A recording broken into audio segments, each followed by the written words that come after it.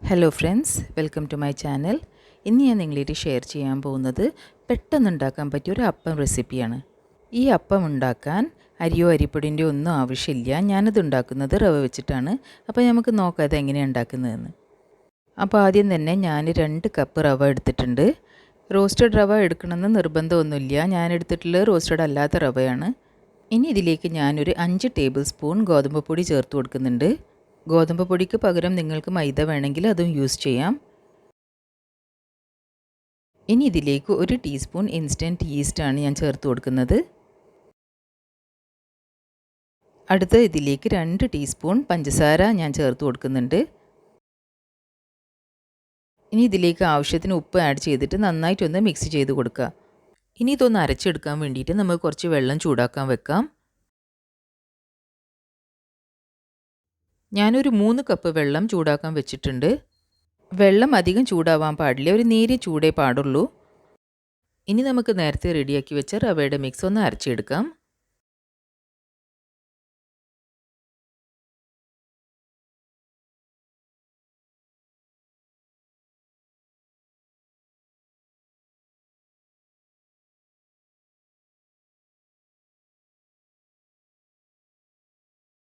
ഇനി ഇതിലേക്ക് നേരത്തെ റെഡിയാക്കി വെച്ച ചൂടുവെള്ളം 1 കപ്പ് ഇതിലേക്ക് ഒഴിച്ചു കൊടുക്കാം.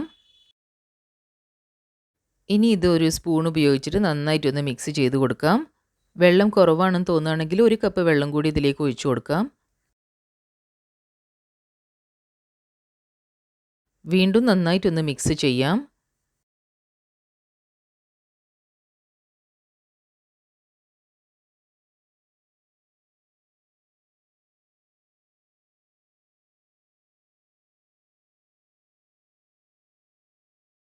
ഇപ്പം വെള്ളമൊക്കെ പൊടിയുടെ എല്ലാ ഭാഗത്തും എത്തിയിട്ടുണ്ട്. ഇനി നന്നായിട്ടൊന്ന് അരച്ചെടുക്കാം. നല്ല ഫൈനായിട്ട് തന്നെ അരച്ചെടുക്കണം. ഇപ്പം ഞാനിത് അരച്ചെടുത്ത് കഴിഞ്ഞിട്ടുണ്ട്. പക്ഷേ ഇത് നല്ല തിക്കാണ്. അപ്പം വീണ്ടും 1 ഗ്ലാസ് വെള്ളം കൂടി ഇതിലേക്ക് ഒഴിച്ചു കൊടുത്തിട്ട് ഒന്നുകൂടി ഒന്ന് അരച്ചെടുക്കണം.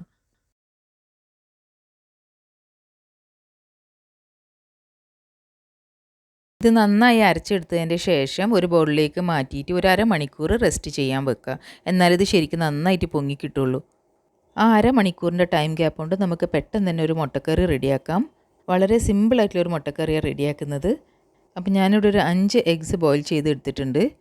ഇനി ഒരു പാനിൽ 2 ടേബിൾ സ്പൂൺ ഓയിൽ ചൂടാക്കിയിട്ട് അതിലേക്ക് 2 മീഡിയം സൈസ്ഡ് സവാള സ്ലൈസ് ആക്കിയത് ഞാൻ ഫ്രൈ ചെയ്തെടുക്കുന്നുണ്ട്. സവാള നല്ല ബ്രൗൺ ആവേണ്ട ആവശ്യമൊന്നുമില്ല, ഒന്ന് സ്ലൈറ്റ്ലി ട്രാൻസ്പെറൻറ്റ് ആയാൽ മതി.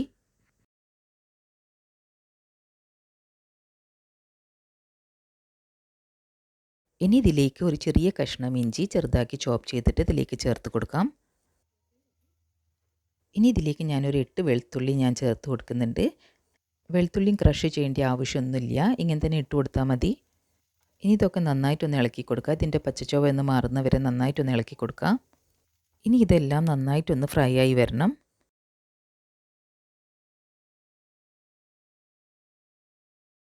ഇപ്പോൾ ഇതൊക്കെ നന്നായി ഫ്രൈ ആയി വന്നിട്ടുണ്ട്. അപ്പം നമുക്ക് ഇതിലേക്ക് 2 മീഡിയം സൈസ്ഡ് തക്കാളി ചെറുതാക്കി ചോപ്പ് ചെയ്തത് ചേർത്ത് കൊടുക്കാം.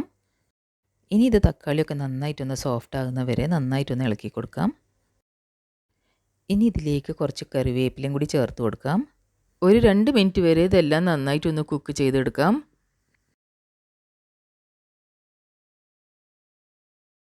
ഇപ്പം സവാളയും തക്കാളിയൊക്കെ നല്ലോണം നല്ല സോഫ്റ്റായി വന്നിട്ടുണ്ട്. ഇനി ഫ്ലെയിം ഓഫ് ചെയ്തിട്ട് ഇതൊന്നും തണയാൻ വേണ്ടി വെക്കാം. തണഞ്ഞതിൻ്റെ ശേഷം ഇതൊന്ന് അരച്ചെടുക്കാം. ഇത് അരച്ചെടുക്കുമ്പോൾ ഒട്ടും തന്നെ വെള്ളം ആഡ് ചെയ്യാൻ പാടില്ല. വെള്ളമില്ലാണ്ട് വേണം ഇത് പേസ്റ്റാക്കി എടുക്കാൻ. ഇപ്പം ഞാനിത് അരച്ചെടുത്ത് കഴിഞ്ഞിട്ടുണ്ട്. ഇപ്പം ഇത് നല്ല ഫൈനായിട്ട് തന്നെ ഞാൻ അരച്ചെടുത്തിട്ടുണ്ട്. ഇനി ഒരു പാനിൽ 2 ടേബിൾ സ്പൂൺ ഓയിൽ ചൂടാക്കി എടുക്കാം.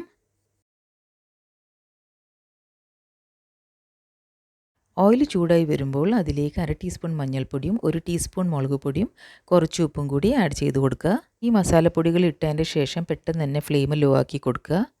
ഇനി ചെറിയ ചൂടിൽ ഇതൊന്ന് ഇളക്കി കൊടുക്കുക.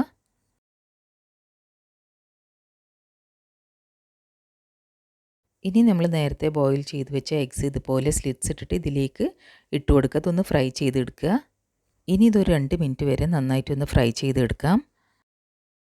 ഫ്ലെയിം ലോ ആക്കി വെച്ചിട്ട് വേണം ഇത് ഫ്രൈ ചെയ്തെടുക്കാൻ, അല്ലെങ്കിൽ മസാലയൊക്കെ പെട്ടെന്ന് തന്നെ കരിഞ്ഞു പോവും. ഇത് ഇളക്കിക്കൊണ്ട് തന്നെ ഇരിക്കണം ഫ്ലെയിം ഓഫ് ചെയ്യുന്നത് വരെ.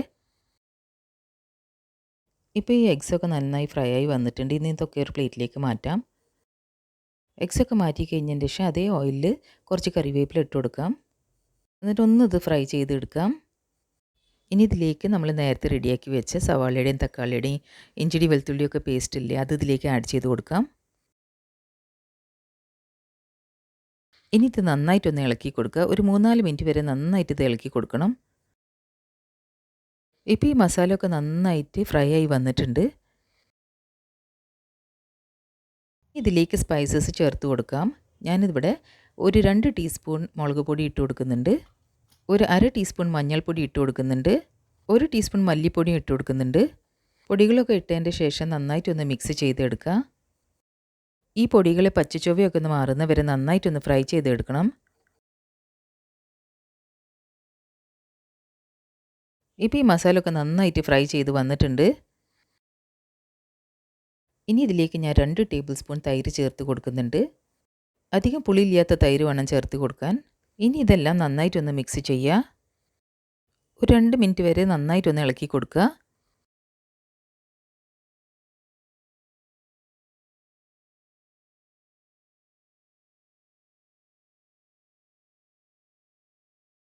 ഇനി ഇതിലേക്ക് ഒരു 1/2 ടീസ്പൂൺ ഗരം മസാല ഞാൻ ചേർത്ത് കൊടുക്കുന്നുണ്ട്.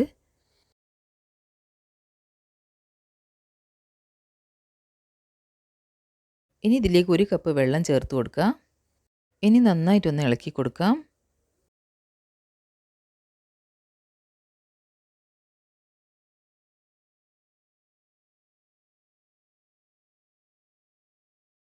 ഇപ്പോൾ ഈ മസാല തിളച്ച് വരുന്ന സമയത്ത് ആവശ്യത്തിന് ഉപ്പ് ഇതിൽ ചേർത്ത് കൊടുത്തിട്ടുണ്ട്. ഇനി ഇതിലേക്ക് നേരത്തെ ഫ്രൈ ചെയ്ത് വെച്ച മുട്ട ഇതിലേക്ക് ചേർത്ത് കൊടുക്കാം. ഇനി ഇത് ഫ്ലെയിം നമുക്ക് ലോ ആക്കി വെച്ചിട്ട് ഒരു 3 മിനിറ്റ് വരെ ഇതൊന്ന് നന്നായി ബോയിൽ ചെയ്തെടുക്കണം. ഇപ്പോൾ ഇത് നന്നായി ബോയിലായിട്ടുണ്ട്. നമ്മൾ മുട്ടക്കറി റെഡി ആയിട്ടുണ്ട്. തേങ്ങയൊന്നും ചേർക്കാതെ തന്നെ നല്ല ക്രീമി ടെക്സ്ചറായി വന്നിട്ടുണ്ട്.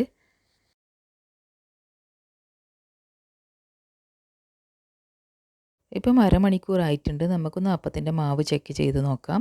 മാവ് നന്നായി പൊങ്ങി വന്നിട്ടുണ്ട്. ഇപ്പോൾ ഇത് നന്നായിട്ടൊന്ന് ഇളക്കി കൊടുക്കുക. ഇതേപോലത്തെ കൺസിസ്റ്റൻസി ആയിരിക്കണം അപ്പം ചുട്ടെടുക്കാൻ.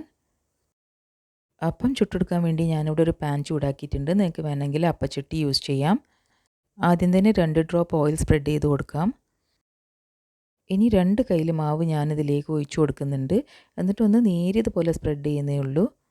ഈ അപ്പം ചുട്ടെടുക്കുമ്പം ഫ്ലെയിം ഹൈയിൽ തന്നെ വെക്കണം. ഹൈ ഫ്ലെയിമിൽ വെച്ചാലേ ഇതുപോലത്തെ ബബിൾസ് വരുള്ളൂ. ഇതുപോലെ ബബിൾസ് വന്നു കഴിഞ്ഞാൽ ഫ്ലെയിം ഒന്ന് മീഡിയമിലേക്ക് ആക്കി കൊടുക്കാം. ഫ്ലെയിം മീഡിയമിലേക്ക് ആക്കി കൊടുത്തതിൻ്റെ ശേഷം ഇതൊന്ന് മൂടി വെക്കാം. ഒരു 2 മിനിറ്റിന് ശേഷം നമുക്കിത് തുറന്ന് നോക്കാം. ഇപ്പം നമ്മൾ അപ്പം റെഡി ആയിട്ടുണ്ട്. നമുക്കിത് മറിച്ചിടേണ്ട ആവശ്യമൊന്നുമില്ല. നല്ല സോഫ്റ്റ് ആയിട്ടുള്ള അപ്പം റെഡി ആയിട്ടുണ്ട്.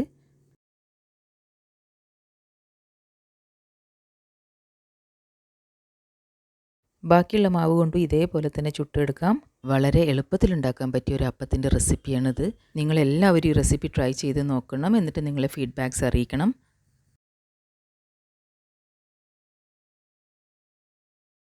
ഇപ്പം നമ്മൾ സോഫ്റ്റ് ആയിട്ടുള്ള അപ്പം റെഡി ആയിട്ടുണ്ട്. ഇത് ശരിക്കും തലേദിവസം അരച്ച് പൊങ്ങാൻ വെച്ച മാവ് കൊണ്ട് ഉണ്ടാക്കിയ അപ്പത്തിനേക്കാളും സോഫ്റ്റായ അപ്പമാണ്. ഫ്ലെയിം മീഡിയം ഫ്ലെയിമിലേ വെക്കാവൂ, അല്ലെങ്കിൽ ഈ അടിഭാഗമൊക്കെ ഭയങ്കര ഡാർക്കായിട്ട് വരും. നിങ്ങൾക്ക് ഈ റെസിപ്പി ഇഷ്ടമാവുമെന്ന് വിചാരിക്കുന്നു. എൻ്റെ ഈ വീഡിയോ നിങ്ങൾക്ക് ഇഷ്ടപ്പെടുകയാണെങ്കിൽ എൻ്റെ ചാനൽ സബ്സ്ക്രൈബ് ചെയ്തിട്ട് ഒന്ന് സപ്പോർട്ട് ചെയ്യണേ.